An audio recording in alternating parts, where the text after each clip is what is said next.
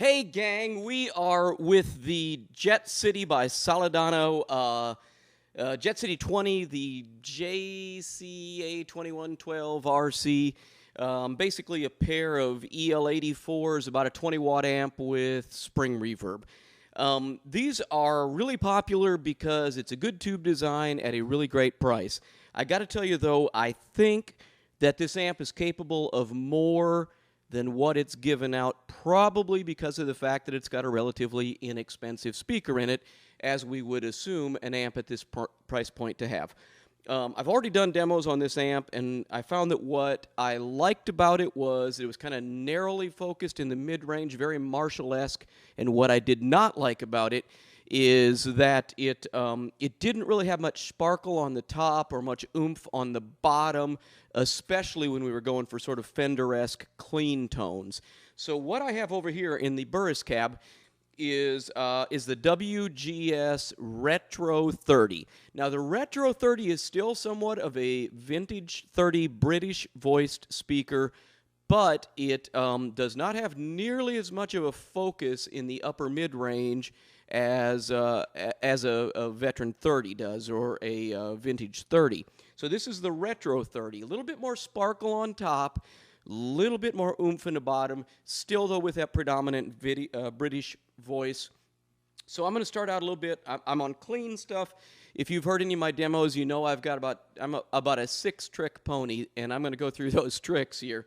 This is one of the things I play all the time for clean tones, and I'm going to start with the stock speaker in the Jet City, which is an Eminence. I don't know what kind exactly, probably not a real expensive Eminence, and then I'll switch over to the WGS Retro 30.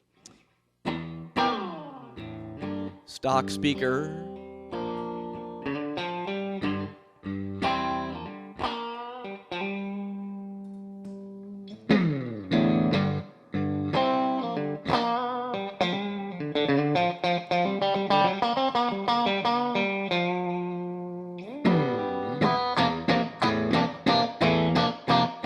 That's still the Retro 30.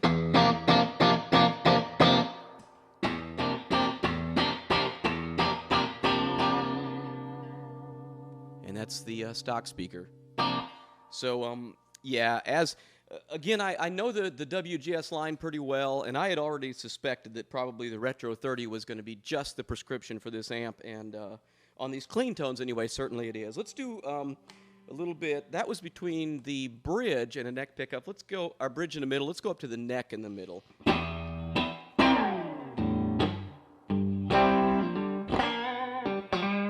That's a stock speaker, and I got to tell you the truth. If I didn't know any better, if I didn't have anything to compare it to, that'd be okay.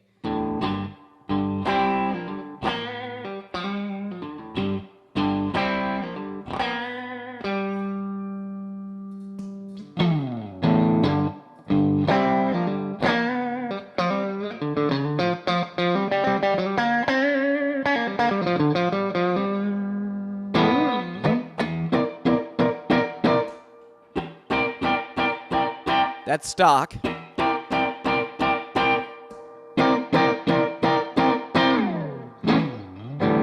Wow. Okay, I've got my little decibel meter set up where you'd ought to be able to read it. I actually can't. But I would say that in the room it sounds, my technical description would be a lot louder.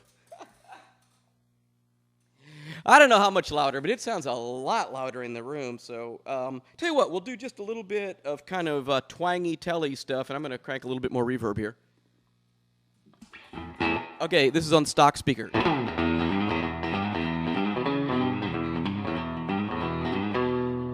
To the Retro 30.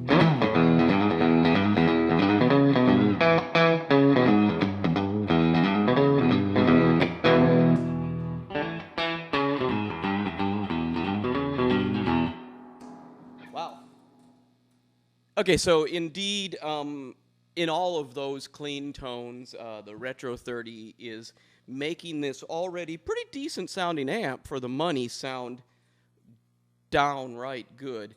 But admittedly, what the amp does best is high gain tones. So let's dial in some high gain tones and see if we're still seeing an improvement here or not. Okay, this is pretty cranked here.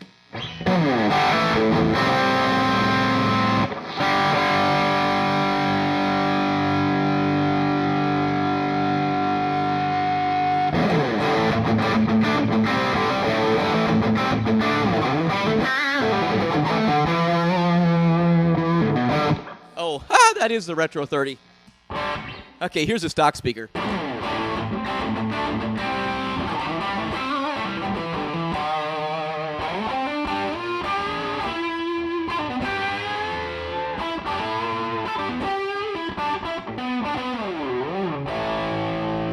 Stock. Retro 30.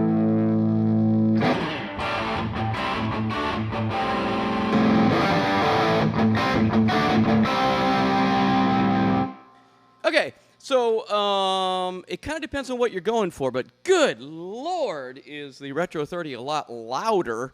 And that's great because as it is, this amp is just barely loud enough to keep up with a drummer in a live situation. I'd say with the Retro 30, you would definitely get to where you could keep up with a drummer. If you like really vintage AC/DC stuff, the sort of mid-range hump of the stock speaker, you might like a little better than the more broad sound of the Retro. But you know what? Right now I've got the amp dialed up basically to make it sound as good as I can through the stock speaker.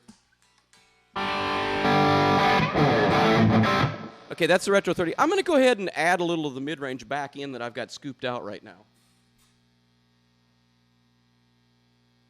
Okay, and now let's see what we got.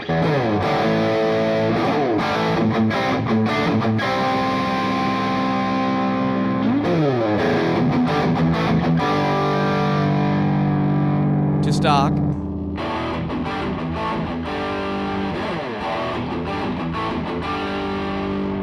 Okay, let's do my AC/DC lick. You know I gotta do that.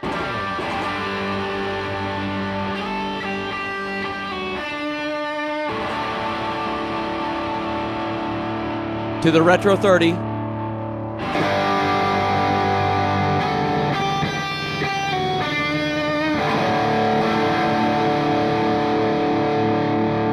I'm gonna stay in the Retro here.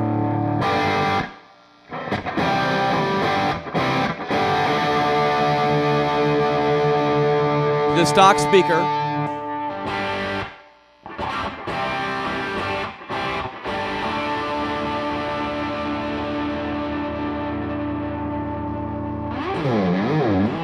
Let's do this on stock speaker.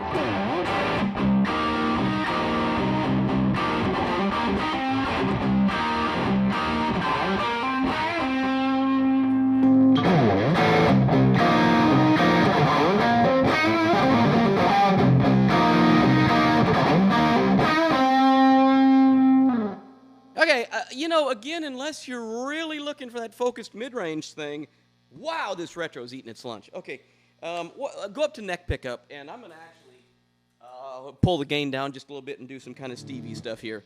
Okay, I'll start on the stock speaker.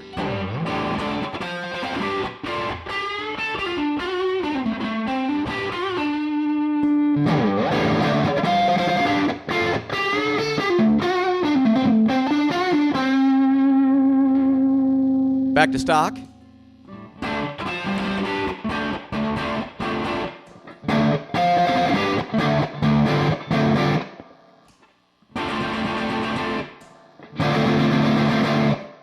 Wow. Okay, I think I'm going to quit now. So basically speaking, I'm going to go ahead and say that if this was my amp and I was gigging with it, if I had the whatever it is, 60 or 70 bucks, I'd probably spend it on the Retro 30 because it really does take this amp from being a pretty good amp to being a really good amp, and that's actually what we all want now, isn't it? Thanks.